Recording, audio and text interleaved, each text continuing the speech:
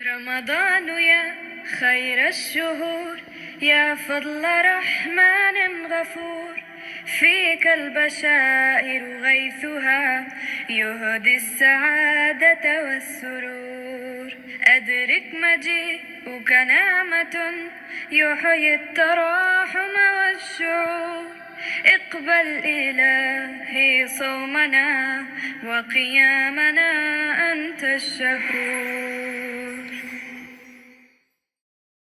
السلام علیکم ورحمۃ اللہ وبرکاتہ۔ ربی اشرح لی صدری ویسر لی امری واحلل عقدۃ من لسانی یفقہوا قولی۔ امید کرتی ہوں کہ آپ سب خیریت کے ساتھ ہوں گے۔ آج ہمارا سحور سیشن کا ڈے 19 ہے، ہم سپارہ نمبر 19 کی سمری کو دیکھیں گے۔ سپارہ نمبر 19 جو ہے وہ وقال الذین کے الفاظ سے شروع ہوتا ہے۔ اس میں سورۃ الفرقان کا کچھ حصہ اور سورۃ الشعراء اور سورۃ النمل کا بڑا حصہ شامل ہے۔ تو آئیے شروع کرتے ہیں۔ اعوذ باللہ من الشیطان الرجیم، بسم اللہ الرحمن الرحیم۔ سورۃ الفرقان کی ہم نے 20 آیات کو دیکھ لیا تھا، اب آگے دیکھتے ہیں کہ قرآن کریم کیا فرما رہا ہے۔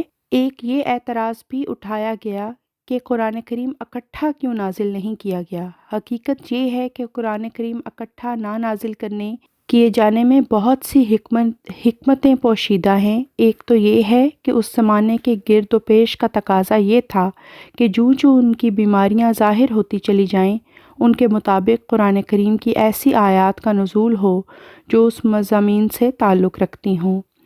دوسرے، ہر گھڑی نئے نشانوں کے ذریعے رسول کریم صلی اللہ علیہ وسلم کے دل کو گہری استقامت عطا ہو، اور ایک نہیں بلکہ لامتناہی نشانات تمام عرصہ نزول قرآن کے دوران آپ دیکھتے چلے جائیں۔ پھر یہ بھی کہ 23 سالہ عرصے میں پھیلا ہوا قرآن کریم اگر رسول اللہ صلی اللہ علیہ وسلم نے خود بنایا ہوتا تو اس میں آیات کی ایسی ترتیل اور ترتیب نہ ہوتی، جو لکھنا پڑھنا بھی نہ جانتا ہو اس کی 23 سال کے زمانے پر کیسے نظر پڑ سکتی ہے۔ اور پھر اس میں ایک حکمت یہ بھی ہے کہ اس پورے 23 سال کے عرصے میں حضرت صلی اللہ علیہ وسلم کو انتہائی خطرناک حالات کا سامنا رہا۔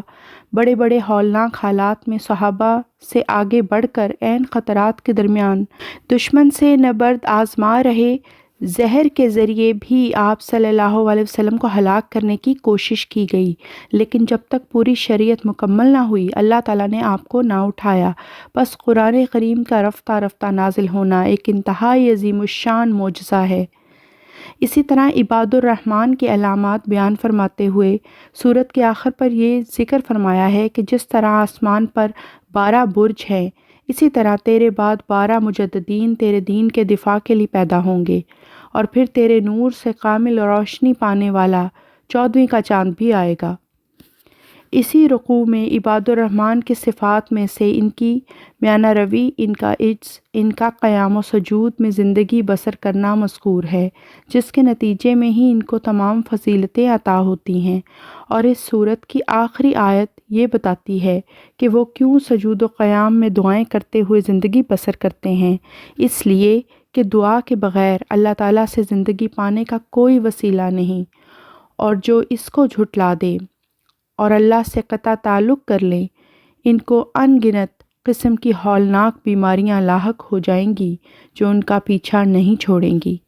اس کے بعد آتی ہے سورۃ الشعراء۔ یہ مکی صورت ہے اور بسم اللہ سمیت اس کی 228 آیات ہیں۔ اس صورت کا آغاز ایک دفعہ پھر بعض مقطعات سے کیا گیا ہے۔ اس میں لفظ سین بطور حرف مقطعہ پہلی بار نازل فرمایا گیا ہے۔ گزشتہ صورت کے آخر میں بتایا گیا تھا کہ جب انسان دعا کا انکار کر کے اللہ تعالیٰ سے اپنا تعلق قطع کر لیتا ہے تو اس سے اس کے نتیجے میں ہر قسم کی روحانی بیماریاں چمٹ جاتی ہیں۔ اس صورت میں اس کی مثال کے طور پر ان قوموں کا ذکر ہے جن سے دعا کے انکار کے نتیجے میں اللہ تعالیٰ نے یہی سلوک فرمایا ہے۔ ان سب منکر قوموں کے ذکر کے بعد العزیز الرحیم کی جو تکرار آئی ہے وہ بتاتی ہے کہ پھر اللہ تعالیٰ نے ان کو رحیم ہونے کے سبب سے دوبارہ موقع عطا فرمایا کہ شاید وہ رجوع کریں۔ مگر پے در پے ایسا ہوتا رہنے کے باوجود انجام کار وہ حق کو ٹھکراتے رہے، اور پھر اللہ تعالیٰ نئی رحمت کے ذریعے ان پر نازل ہوتا رہا۔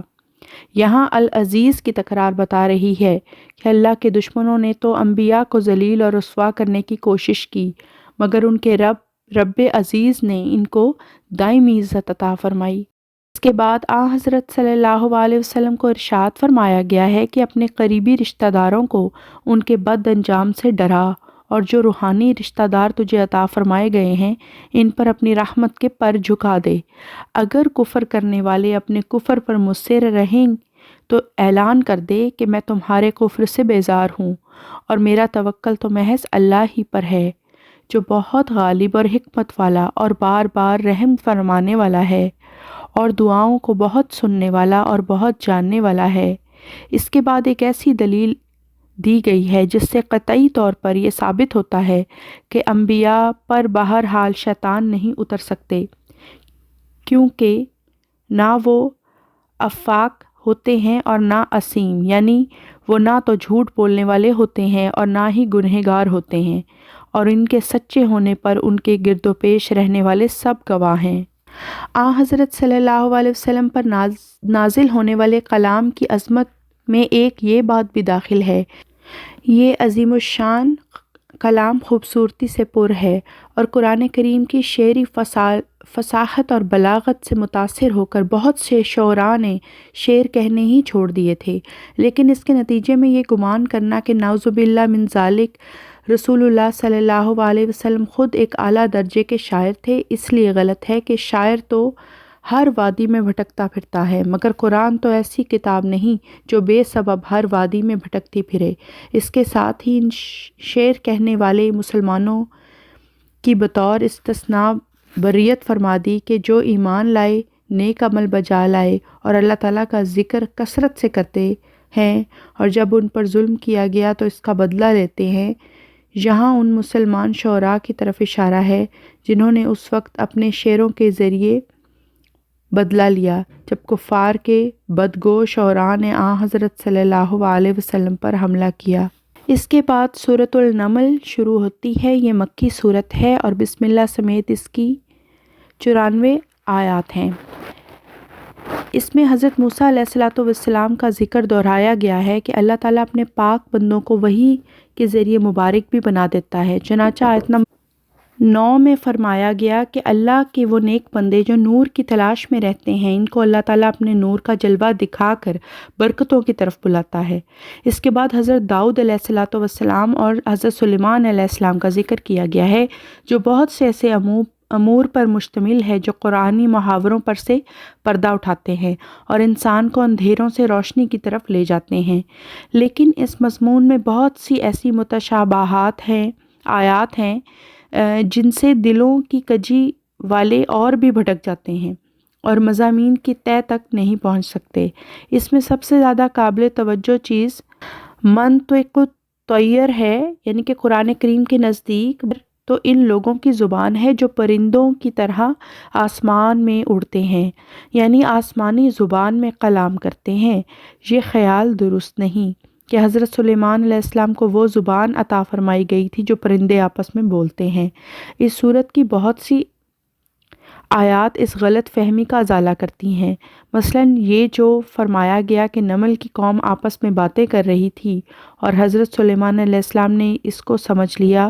اگر نمل سے مراد نمل کی قوم کی بجائے بعض مفسرین کے قول کے مطابق چونٹیاں ہی لی جائیں تو چونٹیاں تو طیر نہیں ہوتیں، اس لیے حضرت سلیمان علیہ السلام منطق الطیر عطا کی گئی تھی، چونٹیوں کی زبان کیسے سمجھ گئے؟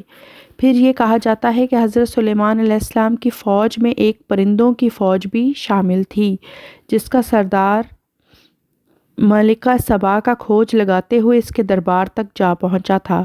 جب اس نے واپس آ کر اپنے غائب ہونے کی وجہ بیان کی تو وہ ساری باتیں جو ملکہ کے دربار میں کہی جا رہی تھیں وہ گویا ان کو سمجھ رہا تھا، حالانکہ ملکہ اور درباریوں کی زبان تو پرندوں کی زبان نہیں تھی۔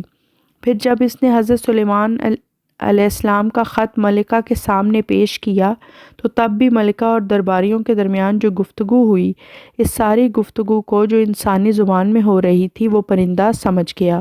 غرض یہ کہ اس صورت میں اس کے متعلق فرضی قصے کہانیوں کو رد فرما کر اس کا یہی معنی پیش فرمایا گیا ہے کہ اللہ کے بندے آسمانی زبانوں میں کلام کیا کرتے تھے۔ اس کے بعد اس ملکہ کو جو سیاسی طور پر حضرت سلیمان علیہ السلام کی برتری کو تسلیم کر چکی تھی مگر ابھی حقیقتاً اپنے مذہب سے دستبردار ہو کر حضرت سلیمان علیہ السلام کے مذہب توحید میں داخل نہیں ہوئی تھی، اس کو سمجھانے کے لیے حضرت سلیمان کے کاریگروں نے آپ کے محل میں ایک ایسا فرش بنایا جو شیشے کی طرح چمک رہا تھا اور یوں محسوس ہوتا تھا جیسے وہ فرش نہیں بلکہ پانی ہے۔ اس پر ملکہ سبا نے پانی سے بچنے کے لیے اپنی پنڈلیوں سے کپڑا اونچا کر لیا۔ تب حضرت سلیمان علیہ السلام نے اس کو سمجھایا کہ سورج کی بھی ایسی ہی مثال ہے کہ خود روشنی کا منبع معلوم ہوتا ہے مگر دراصل اللہ تعالیٰ کے نور سے فیض یاب ہو رہا ہوتا ہے، اور سورج کو روشنی کا منبع سمجھنے والے اسی طرح دھوکہ کھاتے ہیں جیسے ملکہ سبا کی نظر دھوکہ کھا گئی۔ یہ بات سمجھنے کے بعد وہ ملکہ اس حقیقت کو سمجھ گئی کہ ہر طرف اللہ تعالیٰ ہی کا جلوہ ہے اور باقی سب جلوے نظر کا دھوکہ ہیں۔ اس کے بعد مسلسل ایسے نبیوں کا ذکر ہے جنہوں نے توحید کا جھنڈا اٹھایا تو مشرک قوموں نے، جیسا کہ سبا کی قوم مشرک تھی، ان کو بار بار رد کر دیا۔ اگرچہ اللہ تعالیٰ نے سبا کی قوم کو تو ہدایت پانے کی وجہ سے معاف فرما دیا، لیکن وہ لوگ پے در پے شرک کا رستہ اختیار کرنے کی وجہ سے ہلاک کر دیے گئے۔ اس کے بعد پھر یہ فرمایا گیا کہ اللہ تعالیٰ کی توحید کا مضمون انبیاء پر بارش کی طرح نازل ہوتا ہے جو زندگی کا سرچشمہ ہے۔ مادی زندگی بھی اسی آسمانی پانی سے عطا ہوتی ہے اور روحانی زندگی بھی انبیاء کو اسی آسمانی بارش کے فیض سے نصیب ہوتی ہے۔ آج کے لیے بس اتنا ہی، انشاءاللہ کل کے سحور سیشن میں ملاقات ہوتی ہے۔ السلام علیکم ورحمۃ اللہ وبرکاتہ، وآخر الدعوانا ان الحمد للہ رب العالمین۔ اللہ حافظ۔